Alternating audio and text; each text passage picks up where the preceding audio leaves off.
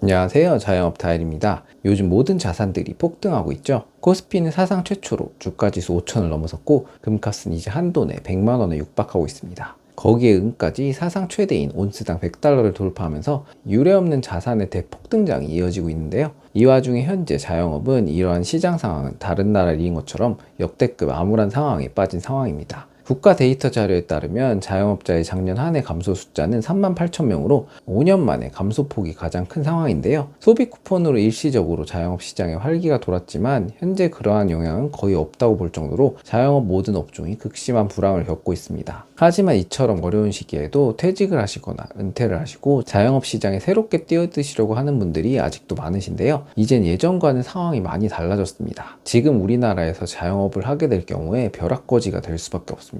오늘은 자영업자가 벼락거지가 될 수밖에 없는 이유 3가지에 대해서 이야기 드려보는 시간을 갖도록 하겠습니다. 먼저 첫 번째, 감가상각되는 소모성 자산. 현재 우리나라 자영업 시장의 가장 큰 문제는 시간이 지나면 지날수록 가치가 떨어지는 소모성 자산이라는 겁니다. 예비 창업자분들이 가장 많이 관심 있어 하시는 저가커피 프랜차이즈를 예로 들어보겠습니다. 메가커피 홈페이지에 나와 있는 현재 10평 기준 창업 비용을 살펴보면 총 금액이 7,324만 원으로 나와 있는데요. 에이, 얼마 안 되네 하실 텐데 자세히 살펴보면 여기엔 부가세 별도에 테이블 및 의자 등 집기류가 빠져 있고 별도 사항으로 전기 증서 냉난방, 철거, 외관공사 등 각종 큼지막한 비용들이 다 빠져 있습니다. 결국 이것저것 다 포함하면 1억 5천 밑으로는 창업이 어려운 상황입니다. 문제는 이러한 창업 비용 대부분이 소멸성 비용이라는 건데요. 특히 대부분의 비용을 지출하는 인테리어나 기계의 경우 시간이 지나면 지날수록 빠르게 노후화됩니다. 저가 커피의 경우 커피 머신에서 추출되는 커피의 양이 무지막지하게 많기 때문에 이러한 기계의 경우 5년만 지나도 아무리 관리 잘해도 기계 안은 걸레짝이 되어 있습니다. 추출 건수가 워낙 많기 때문에 머신 자체가 버티지를 못하는 거죠. 저희 카페도 한지 9년 가까이 되는데 커피 머신 고장나서 2번 교체했습니다. 그만큼 감가상각되는 속도가 빠릅니다. 거기에 초반에 아무리 인테리어에 힘을 준다고 해도 매일같이 수많은 손님들이 가게를 드나들다 보면 이러한 인테리어나 시설들은 닳거나 노후화되어 기존의 새 것 같은 느낌이 나지 않습니다. 결국 5, 6년이 지나면 최소 1억 원 이상 들어간 우리 가게 인테리어나 장비 시설에 들어간 돈은 실질적인 가치가 반토막은 기본으로 나 있는 상태가 되는 거죠.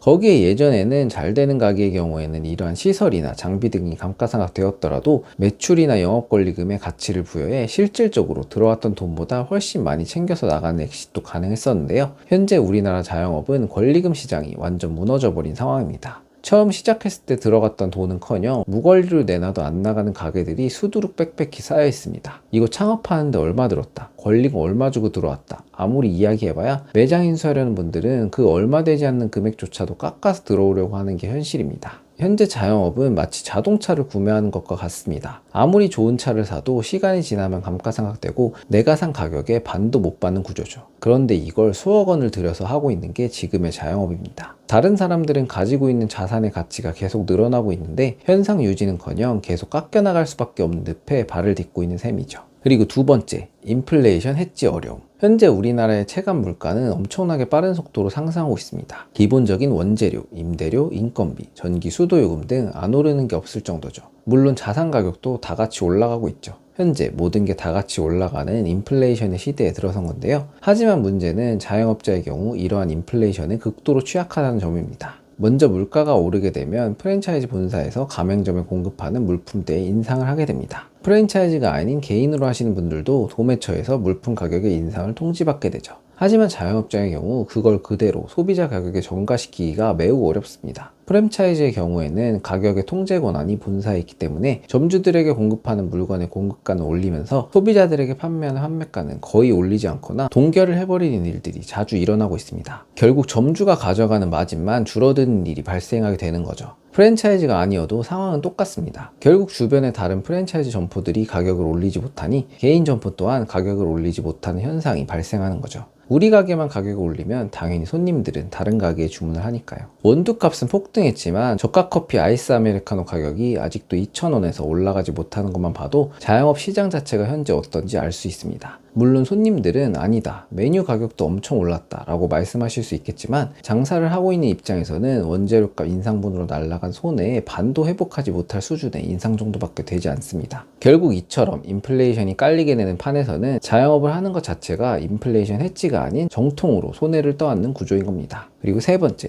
인건비 폭탄 예정. 예전에는 알바 인건비가 지금처럼 부담되지 않았던 시절이 있었습니다. 그래서 소위 말하는 프로토가 가능한 자영업 업종과 매장들이 꽤 많았죠. 제가 편의점을 처음 시작했던 2015년도만 하더라도 시급이 5,580원이었습니다. 그 당시에 편의점 카페 같은 업종은 사장이 상주하지 않아도 알바만으로 굴러가는 프로토 구조가 가능했고, 실제로 여러 개 매장을 동시에 돌리는 사장님들도 많았습니다. 그렇게 운영해도 인건비 감당이 됐고 수익이 남았기 때문입니다. 하지만 지금은 상황이 완전히 달라졌습니다. 최근 몇 년 사이 인건비가 급격하게 올라가면서 이제 자영업에서 오토 운영이라는 말 자체가 거의 사라졌다고 보시면 됩니다. 현재 최저시급은 1,320원으로 10년 전에 비해 2배 가까이 올랐지만 가게들의 매출은 당시보다 떨어진 곳들도 많습니다. 결국 매출은 그대로인데 고정 비용만 계속해서 늘어나게 된 거죠. 그래서 요즘 매장들을 보면 사장님이 직접 매장에 붙어 있는 경우가 예전보다 훨씬 많아졌습니다. 거기에 사장님들이 현재 주휴수당이라도 절감해 보기 위해 알바 근무 시간을 주 15시간 미만으로 쪼개서 쓰는 곳들이 엄청 많은데요. 이제 이것도 앞으로 어려워집니다. 정부가 5인 미만 사업장에 근로기준법을 단계적으로 적용하겠다고 밝혔기 때문인데요.